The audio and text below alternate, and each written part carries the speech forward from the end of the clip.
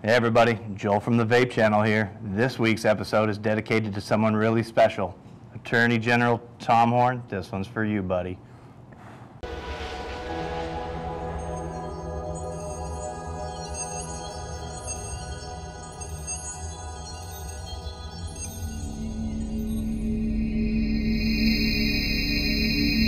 Hey everybody, this week I got something for all my people in Arizona, and if you're out of state, you might want to pay attention to this one as well. This week, Attorney General Tom Horn of Arizona signed something called the Tobacco Deeming Regulations, which is urging the FDA to limit characterizing flavors for electronic cigarettes. So it would basically mean there's a tobacco flavor and maybe a menthol flavor. What people don't understand about vaping is when people start vaping, you get all sorts of different flavors. They think that it is trying to hook children, or it's trying to get minors into doing this. Now, if you look on Mr. Horn's website, there's a video where a kid goes up and he says, "I'd like a pack of cigarettes," and the guy says, "No, that'll be $300," because he's not going to pay that fine.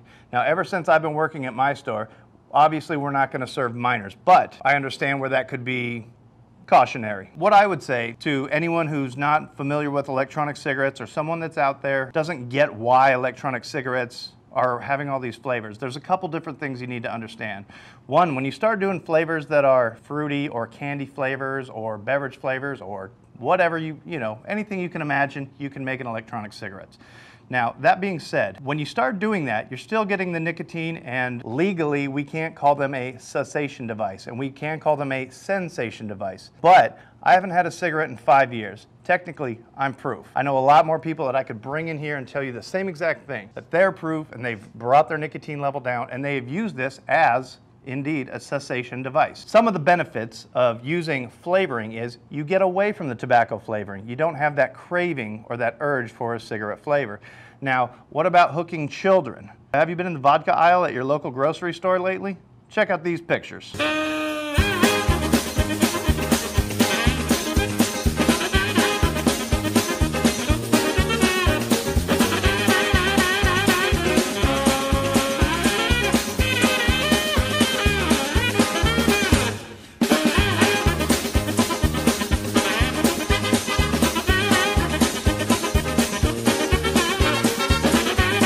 That's pretty surprising, isn't it? Would you characterize that as marketing it to minors?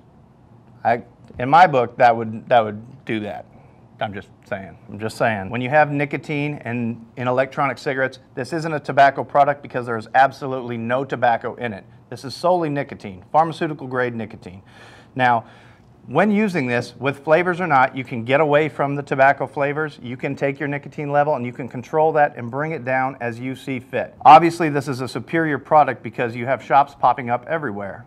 If this didn't work and it wasn't better than the patch, or this wasn't better than the lozenges or the gums or any of that, none of these shops like the one that I work in would be around. And that's just fact. I'm all on board with regulating electronic cigarettes so we don't market them to minors. I know for a fact that I would never sell to anyone under the age of 18. What I would do is, for you out there, whether you're in Arizona or any other state, write to your Attorney General, write to your government officials. I've said this before, but this is getting to the point that we need to educate. And now, with that education, having nicotine can be a slippery slope. But if you didn't know, did you know that nicotine is in such things as tomatoes, potatoes, and eggplant? Then we're going to have to start carding people just to get pizza, because pizza, it has cheese on it. Kids like pizza, kids like cheese, kids like pepperoni. Do we need to start carding for pizza? Joel, hey, nice. You got my pizza. I'm coming to get my pizza. So that'll be $300. What? I'm not paying $300 for a pizza. You're out of your mind. Well, you're not 18, and I'm not paying a $300 fine because there's nicotine in pizza. I'd like to take a second to put my personal message out there to the Attorney General, whoever's listening out there. Just because I turn 18 doesn't mean I don't like fruity flavors. I don't like cotton candy or bubble gum or chocolate or any of that anymore. I don't want to sell these to minors, but I also don't want to smoke cigarettes either. This has been the most effective method for me and thousands of people across the United States to help them not smoke. And if you want to do what I feel is right, then make sure you take a closer look at some of these regulations and understand that big tobacco companies who are trying to push for these, you can bet your butt that they've got a bunch of fruit flavors sitting in the background waiting to be released as well, because they know it works too. So what can you do?